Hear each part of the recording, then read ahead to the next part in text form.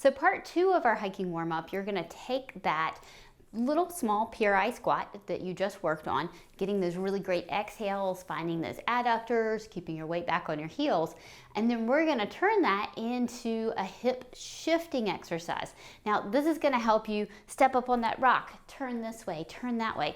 Because if your hips don't have the ability to internally and externally rotate well, and they're kind of stuck and the range is limited, then that range is gonna come from your back when you're hiking. You're gonna end up finishing your hike with sore back muscles and maybe tight hip flexors instead of hips that feel amazing and glutes that feel like they pushed you up the mountain. So what I want you to do is go into that small squat position again.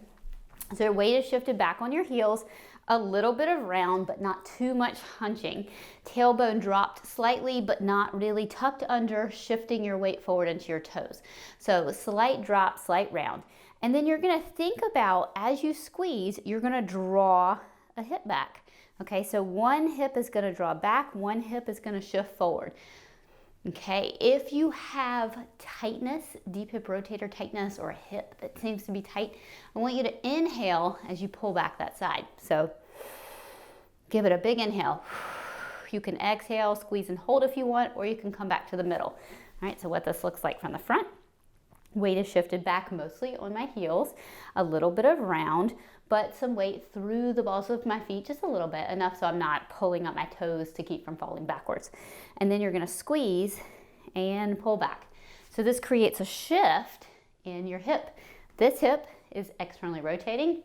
This leg is internally rotating. So we're getting that great motion going through our hips. You're gonna pull back either side. You can do it back and forth like this, side to side, or you can really focus on taking your time, getting a nice big inhale to open in the back, and exhale to encourage the muscles to kick in. And so try that hip shift after doing 4 to 5 breaths in the PRI squat so that you can really get those hips moving and ready for hiking. And I have a feeling they're gonna feel really good on your hike.